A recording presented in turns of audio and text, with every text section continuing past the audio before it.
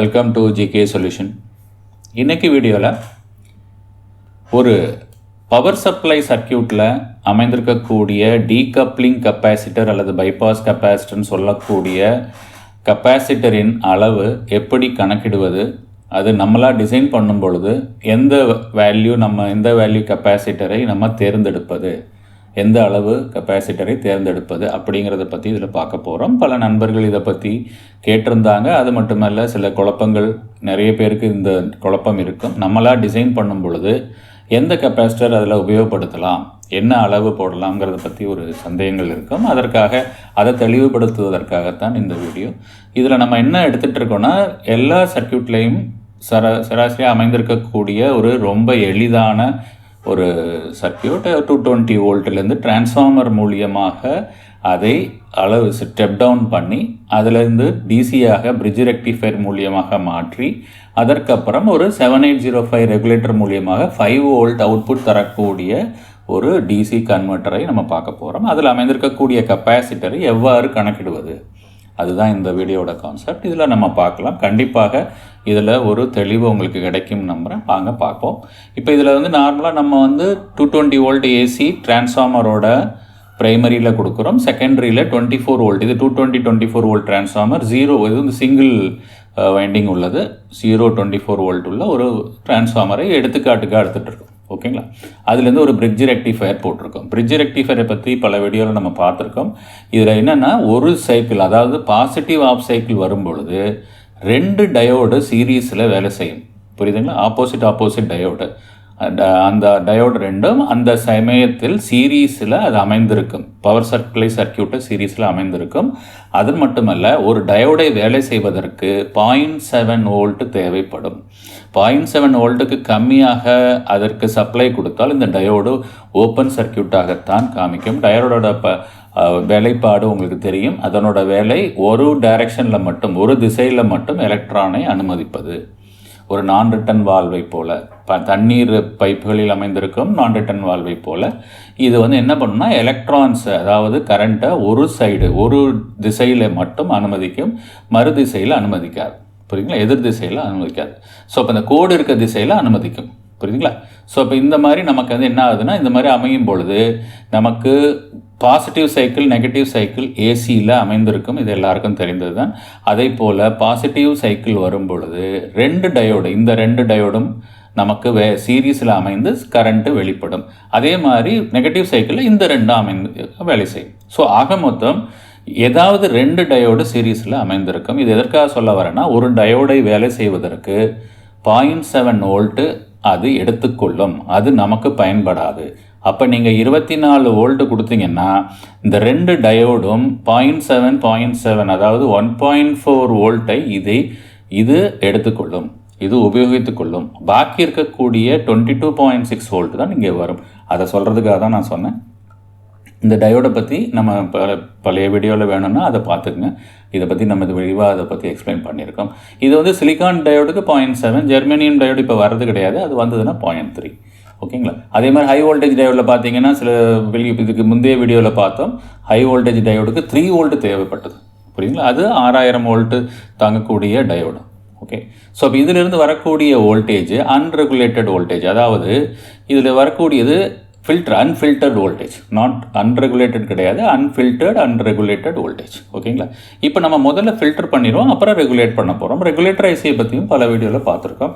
அதனால் இந்த வீடியோவோட கான்செப்ட், இந்த கெப்பாசிட்டரை எவ்வாறு கணக்கிடுவது. ஓகேங்களா? ஸோ இப்போ இந்த கெப்பாசிட்டர் இதுக்கு நடுவில் அமைந்திருக்கு. இப்போ எப்படி அமைந்திருக்கு பாருங்கள். முதல்ல நம்ம ஏசி வோல்ட்டு கொடுக்கும்போது என்ன நடக்குது, இதே போல் அதில் ஏசி சப்ளை நம்ம கொடுக்குறோம். இதில் 311 வோல்ட்டு கொடுத்துருக்கேன். இதை பற்றி பல வீடியோவில் நம்ம பார்த்துருக்கோம். 220 வோல்ட்டுங்கிறது ஆர்எம்எஸ் வேல்யூங்க, ரூட் மீன் ஸ்கொயர் வேல்யூன்னு சொல்லக்கூடியது. மல்டிமீட்டரில் நீங்கள் பார்க்குறது இந்த வோல்டேஜ் மட்டும்தான் பார்க்க முடியும். ஆனால் அதில் அமைந்திருக்கக்கூடிய வோல்டேஜ், பீக் வோல்டேஜ் பார்த்தீங்கன்னா 1.4 டைம்ஸ் இதில் நமக்கு பீக் வோல்டேஜ் கிடைக்கும். புரியுதுங்களா? ஸோ இப்போ இந்த பீக் வோல்டேஜ் பார்த்தீங்கன்னா எவ்வளோ வருது, 311 வோல்ட் ஏசி வருது. இதை நீங்கள் ஆஸ்லோஸ்கோப்பில் பார்த்தீங்கன்னா இது 311 வோல்ட் தான் உங்களுக்கு காமிக்கும். அப்போ நம்ம ஆக்சுவலாக 311 வோல்ட் தான் கொடுக்குறோம். பட் ஆனால் மல்டிமீட்டரில் பார்க்கும் பொழுது அது 220 வோல்ட்டாக ஆர்எம்எஸ் வேல்யூ தான் காமிக்கும். ஆனால் நம்ம ஆர்எம்எஸ் வேல்யூ தானே நம்ம ரெஃபர் பண்ணுறோம், அதனால நான் ஆர்எம்எஸ் வேல்யூவில் போட்டிருக்கேன். ஆனால் ஆக்சுவலாக வரக்கூடிய பீக் வோல்டேஜ் 311. இதுக்கு காரணம் இருக்குது, நான் சொல்கிறேன். இதுக்கப்புறம் இது டிரான்ஸ்ஃபார்மர்லேருந்து இங்கே வரும்பொழுது இதில் இருக்கக்கூடிய வேவ் ஃபார்ம் எந்த விதத்தில் சேஞ்ச் ஆகுது பாருங்கள். இதில் இருக்கக்கூடிய ஆம்ப்ளிடியூட்னு சொல்லக்கூடிய வோல்டேஜ் மட்டும்தான் சேஞ்ச் ஆகும். வோல்டேஜ் மட்டும்தான் சேஞ்ச் ஆகும். இப்போ பாருங்கள், சிறிது நேரத்தில் நம்ம பார்க்கலாம். ஓகே, இப்போ நம்ம டயோடுக்கு அப்புறம் அது டிசியாக மாறும். இப்போ பார்த்தீங்கன்னா பாசிட்டிவ் சைக்கிளும் நெகட்டிவ் சைக்கிளும் இருக்குது. அப்போ பிரிட்ஜ் ரெக்டிஃபயருக்கு அப்புறம் இது வந்து ஒரு டிசி சைக்கிளாக மாறிவிடும். அதாவது பாசிட்டிவ் மட்டும்தான் அனுமதிக்கும்னு சொன்னேன். இதில் நெகட்டிவில் வரக்கூடியதை பாசிட்டிவாக மாற்றி அனுமதிக்கும். புரியுதுங்களா? இப்போ இந்த பிரிட்ஜ் ரெக்டிஃபயரோட பயனை தான் வெறுமன டயோடு மட்டும் போட்டிருந்தோம்னா பாசிட்டிவ் சைக்கிள் மட்டும் அனுமதிச்சிருக்கோம். பட் ஆனால் நம்ம பிரிட்ஜ் ரெக்டிஃபயர் போட்டதுனால நெகட்டிவ் சைக்கிளை பாசிட்டிவாக கன்வெர்ட் பண்ணி நமக்கு அனுமதிக்குது. இதை போல் அனுமதிக்குது. பார்த்தீங்களா? பாசிட்டிவ் சைக்கிள் அப்படியே வந்துருச்சு, நெகட்டிவ் சைக்கிள் பாசிட்டிவாக மாறி அது வந்து நமக்கு இதை போல் அமைந்து வெளியில் வருது. இதை பற்றி தெரியும் எல்லாருக்கும், இதை பற்றி ஒரு சந்தேகம் இல்லை. ஒரு ரெஃப்ரெஷ் பண்ணுறதுக்காக தான் நான் சொன்னேன். ஓகேங்க, இப்போ இது வந்து பாருங்கள், இங்கே வோல்டேஜ் பார்த்தீங்களா, இங்கே 24 வோல்ட்டு கொடுத்தோம், ஆனால் இங்கே 22.6 வோல்ட்டு தான் நமக்கு கிடைத்திருக்கு. இது பீக் வோல்டேஜுங்க. ஸோ இப்போ 22.6 எப்படி வந்தது? இதில் ஒரு டயோடும் 0.7 வோல்ட்டை அது கன்சியூம் பண்ணிடும், அது உபயோகித்து கொள்ளும். அப்போ நமக்கு வந்து ஒரு ஆஃப் சைக்கிளில் பார்த்தீங்கன்னா இந்த டயோடும் பயன்படும். இன்னொரு ஆஃப் சைக்கிளில் இந்த டயோடும் சீரீஸில் பயன்படுது. சீரீஸில் ரெசிஸ்டன்ஸ் போட்டிங்கன்னா நீங்கள் எப்படி ஆட் பண்ணுவீங்க? வோல்டேஜ் தான். வோல்டேஜ் பண்ணும்போது இது ஒரு 7 வோல்ட்டு, இது ஒரு 7 வோல்ட்டு, இது வந்து அது உபயோகித்து கொள்ளும். பாக்கி இருக்கக்கூடிய வோல்ட்டு பார்த்தீங்கன்னா 22.6 வோல்ட்டு வருது. இது கண்டிப்பாக இந்த கால்குலேஷனுக்கு முக்கியம். புரியுதுங்களா? அதனால தான் இந்த கால்குலேஷன் பண்ணும்பொழுது சில தவறுகள் நம்ம பண்ணுறோம். நம்ம கரெக்டான வேல்யூ நீங்கள் போட்டிங்கன்னா சரியாக நீங்கள் வந்து டிசைன் பண்ணலாம். எவ்வித குளறுபாடும் இல்லாமல் எளிதாக நம்ம இதை கணக்கிட முடியும். ஓகேங்க, இப்போ நமக்கு வேண்டியது 222.6 வோல்ட்டு கப்பாசிட்டருக்கு முன்பாக அவைலபிலிட்டி இருக்குது, அதில் அமைந்திருக்கு. இப்போ நம்ம ஃபில்டர் பண்ணணும். எவ்வளோ வேல்யூ போடணும்? அளவுக்கு அதிகமாக போடுவதுனா என்ன ப்ராப்ளம் சொன்னீங்கன்னா, அது அதிகமாக சார்ஜ் ஏறி இதில் தேவையில்லாமல் அந்த சார்ஜ் அமைந்திருக்கும். அது சர்க்கியூட்டை பழுது பண்ணுவதற்கு வாய்ப்புகள் அதிகம். அது மட்டுமல்ல, நீங்கள் கெப்பாசிட்டர் அதிகமான வேல்யூ போடும் பொழுது அதிகமாக காசு கொடுத்து நீங்கள் வாங்க வேண்டியிருக்கும். ஸோ அப்போ டிசைன் பண்ணும் பொழுது ரெண்டும் பார்க்கணும். சைஸும் பெருசாகிடும். அதிகமான வேல்யூ போட்டிங்கன்னா கெப்பாசிட்டரோட அளவும் பெருசாகும். அதற்காக அதோட என்க்ளோஷர், அதோட ஸ்பேஸு எல்லாமே நமக்கு அதிகமாகிடும். ஓகேங்களா? ஸோ அதனால் கரெக்டான வேல்யூ அதற்கு நம்ம கணக்கிடுவதுங்கிறது ரொம்ப முக்கியம். ஓகேங்க, இப்போ இதிலிருந்து வரக்கூடியது 7805 ஐசி வழியாக, இது வந்து ஒரு லீனியர் ரெகுலேட்டருங்க. இது வந்து என்ன ஆகும்னா வெப்பமாக அதை மாற்றி கொடுத்துரும். அதனால் இந்த ரெகுலேட்டர் வந்து ஒரு அட்வைசபிள் கிடையாது. பட் எங்கேயாவது எளிமையாக நம்ம உபயோகப்படுத்துவதற்கு ரொம்ப எளிதாக உபயோகப்படுத்தக்கூடிய ஒரு ரெகுலேட்டர் ஐசி. இது எல்லா வோல்ட்லேயும் கிடைக்குது. இப்போ 78ங்கிறது அது ரெகுலேட்டர் பாசிட்டிவ் சைக்கிள். 79 இருந்ததுன்னா நெகட்டிவ் வோல்டேஜில் நம்ம யூஸ் பண்ணிக்குவாங்க. அது மட்டும் இல்லை, கடைசியாக வரக்கூடிய 2 நம்பர் அதோட வோல்டேஜ் ரெகுலேஷன். இப்போ இது 5னா 5 வோல்ட் ரெகுலேஷன். இது 6 இருந்தால் 6 வோல்ட்டு, 12 இருந்தால் 12 வோல்ட்டு. அது மாதிரி இந்த ஐசிஸ் வந்து நிறைய வோல்டேஜில் நமக்கு அவைலபிலிட்டி இருக்குது. ரொம்ப எளிதாக 3 பின்னு தான். ஒரு பின் இன்புட்டு, ஒரு பின் அவுட்புட்டு, நடுவில் இருக்கக்கூடியது எர்த். இது ரொம்ப சிம்பிளாக நம்ம பண்ணிடலாம். இது வெப்பம் அடையுங்க. இதில் இருக்கக்கூடிய ரெகுலேஷன் வெப்பமாக மாறி வெளியேறிடும். அதனால் இதில் லாஸ் இருக்கும். இப்போ வரக்கூடிய லேட்டஸ்ட் மாடல்லாம் பார்த்திங்கன்னா எஸ்எம்பிஎஸ்லாம் பார்த்திங்கன்னா இது போல் நமக்கு வெப்பம் அடையாமல் எளிதாக நம்ம வோல்டேஜ் கன்வெர்ட் பண்ணலாம். அதை பற்றி ஃபியூச்சர் வீடியோவில் பார்க்கலாம். ஓகேங்க, இப்போ இதில் வந்து என்ன பண்ணுறோன்னா, இந்த ஐசியோட டேட்டா ஷீட்டில் இப்போ நான் டேட்டா ஷீட் காமிக்கிறேன் பாருங்கள். இந்த டேட்டா ஷீட்டில் பார்த்தீங்கன்னா இன்புட் வோல்டேஜ் 7 வோல்ட்லேருந்து 25 வோல்ட்டு வரை கொடுக்கலாங்க. 7 வோல்டேஜ்லேருந்து 25 வோல்ட்டு வரை காமிக்கலாம். ஓகேங்களா? ஸோ அப்போ இந்த மாதிரி நமக்கு ஒரு வோல்டேஜ் வந்து நம்ம அந்த இன்புட் வோல்டேஜ் கொடுக்கும்பொழுது அவுட்புட் வந்து உங்களுக்கு மினிமம் வோல்டேஜை எடுத்துக்குங்க. இப்போ இதில் நமக்கு 7 to 25 இருக்குது. 7 வோல்ட்டை நாங்கள் வந்து கணக்கில் எடுத்துக்கிறேன். அதிலேருந்து கிடக்கக்கூடிய கரண்ட்டு பார்த்திங்கன்னா மேக்ஸிமம் 1 amps வரை நம்ம எடுக்கலாம். இந்த 2 வேல்யூவை நம்ம எடுத்துக்க போகிறோம். ஓகேங்களா? சரி, ஓகேங்க. இப்போ நம்ம என்ன செய்ய போகிறோம்னா, இந்த 22 வோல்ட்டுக்கு அப்புறம் இந்த கெப்பாசிட்டரை நம்ம இதில் பொருத்திட்டோம்னா என்ன நடக்குது பார்த்திங்களா?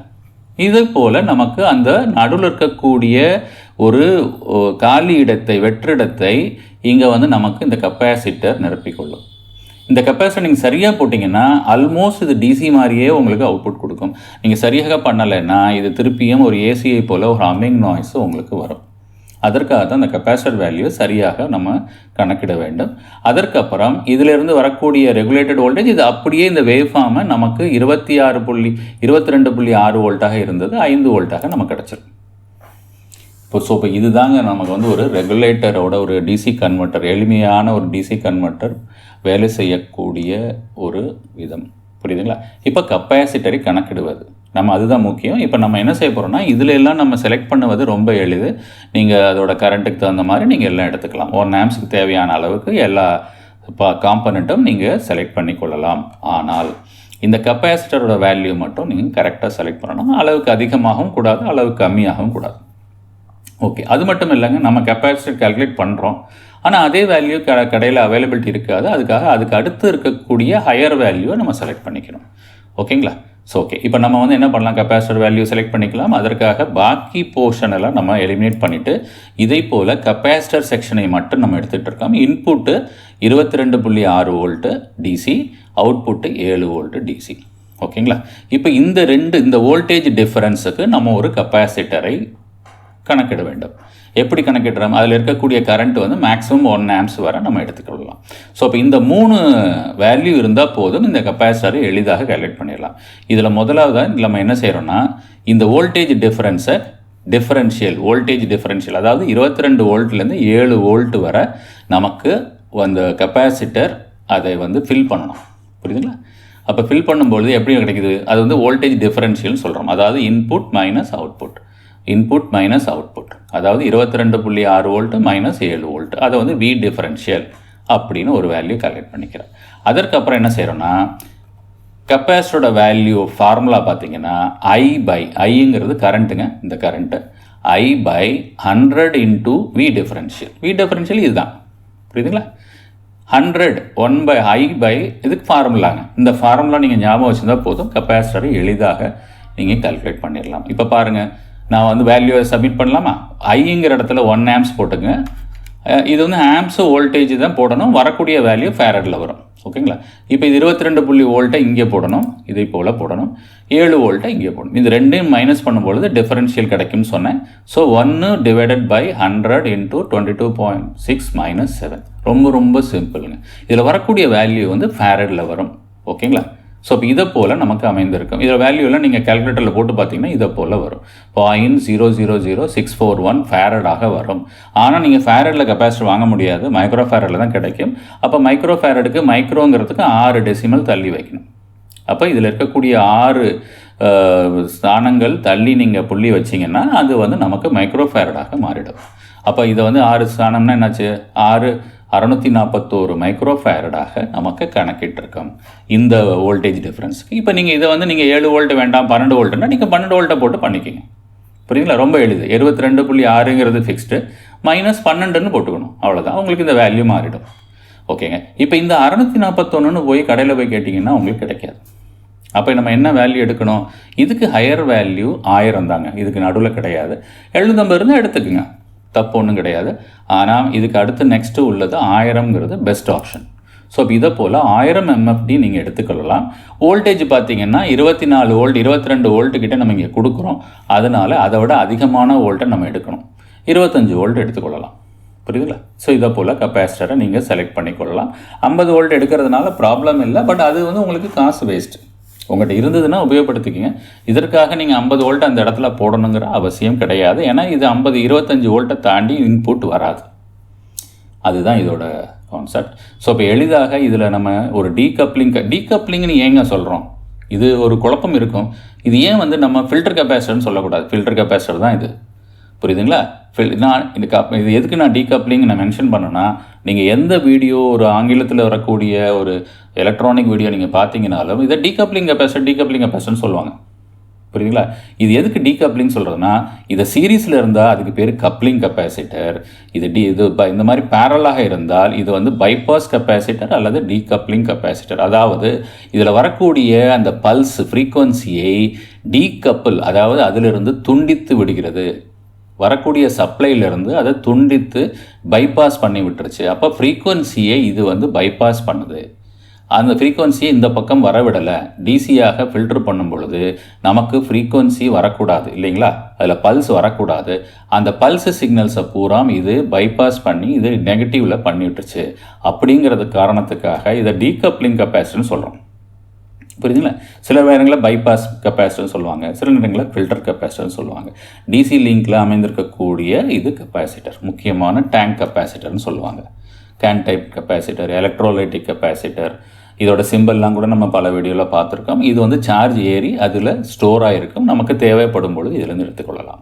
இது நார்மல், இது போலரைஸ் கெப்பாசிட்டர் மைனஸில் தான் பற்ற வைக்கணும், ப்ளஸ்ஸில் தான் பற்ற வைக்கணும். மாற்றி பற்ற வச்சிங்கன்னா வெடிச்சிடும். புரியுங்களா? ஸோ இப்போ இந்த கெப்பாசிட்டர் கொஞ்சம் பெரிய சைஸில் தான் இருக்கும். நான் போலரைஸ் செராமிக் கெப்பாசிட்டருங்கிறது வேறு, பட் அது கால்குலேஷனுக்கும் இதே கால்குலேஷன் மெத்தட் தான். மெத்தடில் எதுவும் டிஃப்ரென்ஸ் கிடையாது. ஆனால் ப்ளஸ் மைனஸை நீங்கள் எப்படி வேணால் கொடுத்துக்கலாம் அந்த கெப்பாசிட்டரில். ஓகேங்களா? ஸோ இப்போ நிச்சயமாக இந்த வீடியோவில் ஒரு உபயோகமான தகவல் உங்களுக்கு அமைந்திருக்கும் நம்புகிறேன். கண்டினியூஸாக மானிட்டர் பண்ணுங்கள்.